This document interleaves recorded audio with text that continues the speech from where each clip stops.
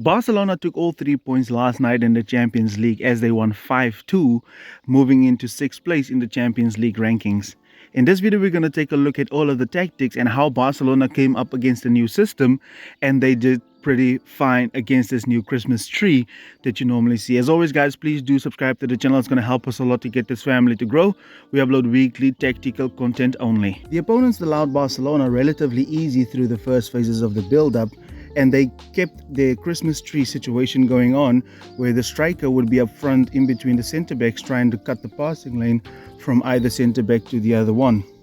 This was to keep the numerical advantage centrally, because we know Rafinha would be playing here, and then the left back would go forward, but then there's a 2-on-1 situation which they could easily cover then.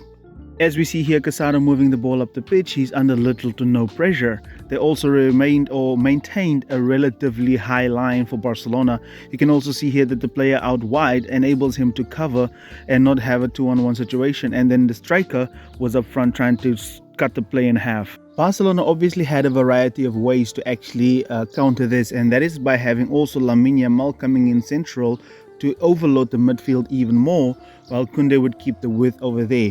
And then you would see the likes of Frenkie de Jong coming into these areas to get on the ball and actually create these overloads on either side of the pitch. The same with Marc Casado, he would also do over on that side in order to create the numerical advantage over on this side. So there was a bunch of ways Barcelona could actually get around this clock center. In this frame here, we can see Casado is dropping relatively easy in order to get on the ball and then dictate the play from there. But there's one key difference here I want you to note, and look at the Frenkie de Jong position as well. He's also dropping deep. But the problem here for Barcelona was the opponents kept their position and nobody was following, so they maintained their shape. This Christmas tree would have started problems for Barcelona as the center was clocked down, as they had 5 players centrally, partnered with the fact that this striker was cutting the pitch in half for Barcelona. But there was a key difference what started happening. You now started seeing Pedri dropping deep. You now started seeing Lamine Yamal, the same with Rafinha. And these guys were all now making rotations within the midfield. So the opposition didn't know who they should pick up. And partnered with the fact that Lamine Yamal and Rafinha is really press resistant, and they have the range to find these players, you now started seeing penetrative passes, which is what you didn't see because they were all clocked down. But now Rafinha and Lamine Yamal was the guys who were getting on the ball in order to penetrate the opposition. Hansi Flick has really elevated Rafinha and Lamine Yamal, with them dropping into these deeper spaces in order to get on the ball. That means they're not stuck on the touchline anymore if a fullback has a great game against them. But the movement here was really good for Barcelona, as this pulled them out of position. And look at how Lamine Yamal has to be closed down, Frenkie de Jong and Casado and even Rafinha. However, Hansi Flick wasn't totally happy yet, as dropping Lamine Yamal and Rafinha meant that they were a lot further away from the goal. So he wanted them to go back. But there was a thing that he had to do. He had to get players into these positions, and that was having Casado drop in between the centre backs so that Inigo and Kubasi can be extremely wide in order to move into these areas. Now you see that Barcelona have these triangles, partnered with Rafinha running in behind and also Robert Lewandowski. This swayed the game massively in Barcelona's favor, as this Christmas tree was starting to have some success with the way they were defending. And Kubasi and Inigo themselves has these penetrative passes and the ability to find these players in behind, and Barcelona started seeing some success. Casado dropping enabled Kubasi to now operate in these areas where you saw Lamine Yamal and Rafinha.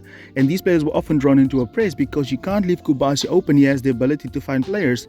And Barcelona now also had the triangles to outnumber the wider areas in order to put Lamine Yamal and Koundé in a better position to thrive.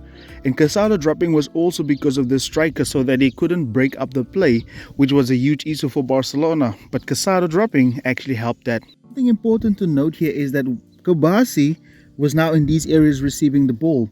And of course, then the opposition would switch over to one side in order to be able to deal with this. Now, the good thing what Casado did, and something that was brilliant, that he would rejoin the midfield. So often there was nobody that was picking it up, and he was actually receiving the ball in good areas in order to play the ball in behind.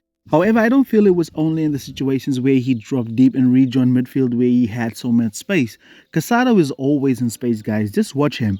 But especially the situations where Kubasi was having the ball out wide, he often rejoined midfield and he was like a third man, even maybe a fourth man, in order to get on the ball and be in space. You can see closer to the edge of the box, he's always in space. Where the ball is overloaded on one side, Casado is very, very good at finding space on either side of the box in the half spaces.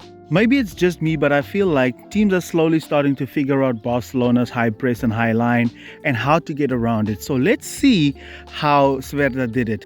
In the build-up phase, as we all should know by now, you saw that Barcelona had Lamine Yamal and Rafinha in order to put the pressure on. And luckily for them, they only had a single pivot, which Robert Lewandowski could mark effectively. But in this case, it was different because Barcelona first waited for the pass to be made before they would jump into a press.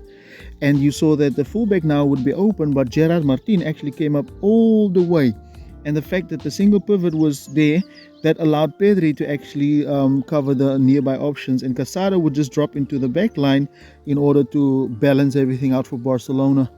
We see here Rafinha jumping into a press along with Lamine Yamal in order to put some pressure in. Look at how Robert Lewandowski is sitting only on the single pivot that they deployed in the build-up phase. And Gerard Martin was actually very fast onto the fullback as he closed him down high up on the pitch. And Pedri was also ready to press anybody who was getting involved, maybe a winger drop. So why exactly am I saying that teams are starting to find out? But look at what these guys did, right? They would first in the build-up phase try to kick the ball in order to draw Barcelona into a press. Then they would go long with the ball and they would already organize these players a little bit higher up the pitch. This now causes Barcelona to be extremely open and we have to sift across in order to maybe get a hold of all these players. Then you would also see runs made in behind where one player is running to the ball and one is running in behind, right? But here's the key. Now they could easily get the switch in here in order for this player, because many times the number 8 of Sverda was extremely open and nobody was marking him. And I think this is going to be the way forward for teams to open up Barcelona. This was actually a very good goal kick because Lamine actually made it back in time. Great work rate from him. But look at how the midfielder is dropping towards the ball to receive it just behind Koundé, because Koundé has to get out. And then there's a player also running in behind. So there's one dropping towards the ball and one actually running in behind. But look also how the two midfielders are ready to receive the ball in these areas. And there's another guy out wide who's ready to run towards the ball. So really great tactics here, and people are starting to figure Barcelona out. I'm going to make a separate video on the second half, as I always do, because I feel like Barcelona really unraveled Sverda in the second half and how Hansi Flick was actually taking from the first half in order to take them apart in the second half. That video will be coming up later today, tonight, or maybe even tomorrow morning. Get your data ready, stay tuned. But as always, guys, please do subscribe to the channel. It's going to help us a lot to get this family to grow bigger. I created a new YouTube channel as well called Tactics TV, where we're going to do other teams. All right, thank you very much for watching. Goodbye.